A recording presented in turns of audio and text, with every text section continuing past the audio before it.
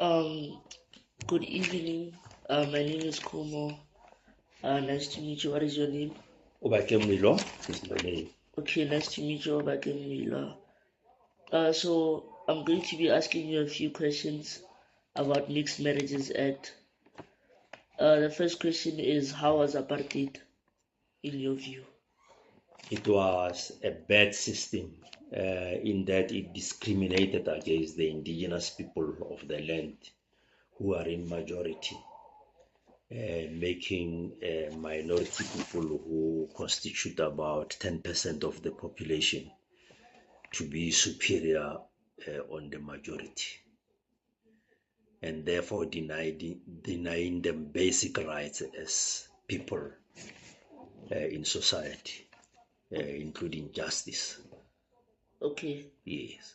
When the Prohibition of Mixed Marriages Act was passed in July 1949, how did you feel? I've read about it, remember, because I was later born in 1956, but we learned about that and we saw it as we grew up. That is also meant to, for one race not to mix with the other race. You were not prohibited to marry a white person if you are black.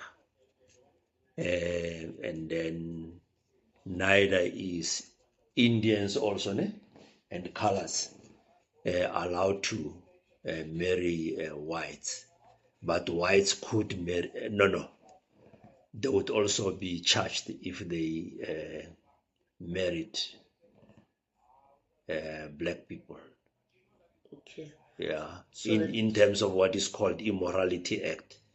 So if you are involved in a relationship with somebody of color, and then you are a white person, you are charged under Immorality Act. It means you have committed immoral act by being involved. And remember, love knows no color.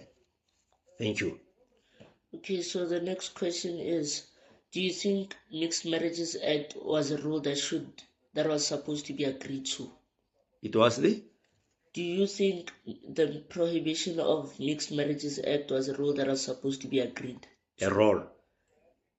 What's this? Let me repeat it again. Mm. Do you think that Mixed Marriages Act was a rule that everybody was supposed to agree to? No, not at all. Not at all.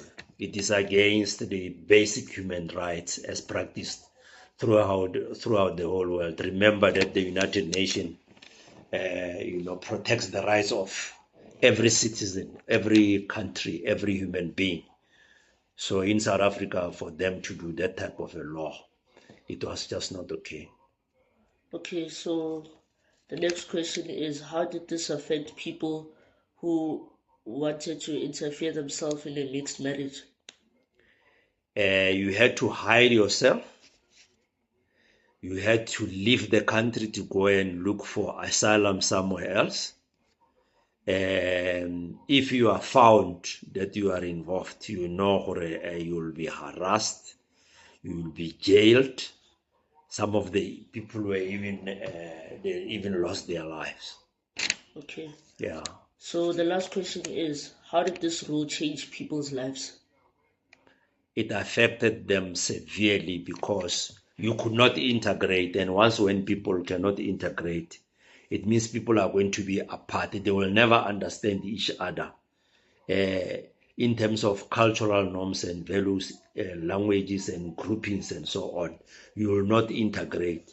Therefore, even when you are building the economy, that economy is not going to be the economy that represents everyone else, because there's a certain section of society that is felt or is superior on the other one and is not supposed to be integrating with the other one. So it has affected. Even today, South Africa, we could be one of the great countries in the world if there was no apartheid and Mixed Marriages Act and Immorality Act and all those acts that were meant to subjugate the indigenous people of the land, which are black. Thank you for having I would like to thank you for having yourself in the interview. Thank you very much for this opportunity. The interview has come to an end, and thank you for the information that you have shared. My pleasure too for sharing information. So I hope that is helpful to you. Okay.